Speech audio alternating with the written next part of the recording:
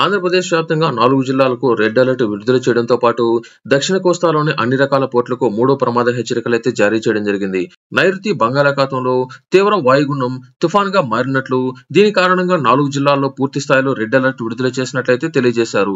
ఈ యొక్క తుఫాన్కు పెంగల్ గా నామకరణం చేయగా నెల్లూరు, చిత్తూరు, తిరుపతి, అన్నమయ్య జిల్లాలలో భారీ నుంచి అతి భారీ వర్షాలు కురుస్తాయని వాతావరణ శాఖ తెలియజేయడం జరిగింది. ఈ 4 జిల్లాల్లో ఆకస్మిక వరదలు కూడా వచ్చే ప్రమాదం అధికంగా ఉన్నట్లు హెచ్చరికలు అయితే జారీ చేశారు. ఈ యొక్క తుఫాన్ కారణంగా 4 జిల్లాల్లో రెడ్ అలర్ట్ అయితే ప్రకటించడం జరిగింది.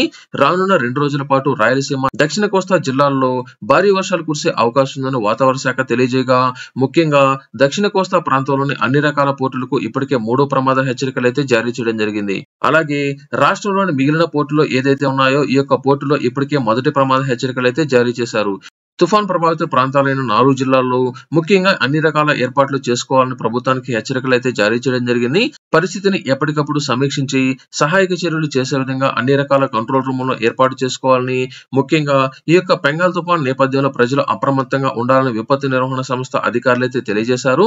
ఇందులో ముఖ్యంగా ఈ రోజున అంటే శనివారం మధ్యాహ్నానికి ఉత్తర తమిళనాడు, పుదుచ్చేరి తీరాల సమీపంలో మహాబలిపురం మధ్య పుదుచ్చేరి దగ్గరలో తుఫాన్ తీరం దాటే అవకాశం అధికంగా ఉన్నట్లు, రాష్ట్రంలో పలు జిల్లాల్లో ఈ నెల 30వ తేదీ లేదా వచ్చే నెల 1వ తేదీ వరకు మోస్తరు వర్షాలు కురిసే అవకాశం ఉన్నట్లు, తీరం వెంబడి 70 నుంచి 85 కిలోమీటర్ల వరకు ఈదురుగాలులు వీసే అవకాశాలు అధికంగా ఉన్నట్లు, ఆకస్మిక వరదలు వచ్చినట్లయితే లోతట్టు ప్రాంతాల్లో భారీగా జలమయం అయ్యే అవకాశాలు అధికంగా ఉన్నట్లు, తుఫాన్ నేపథ్యంలో రైతులు జాగ్రత్తలు తీసుకోవాలని అయితే తెలియజేశారు.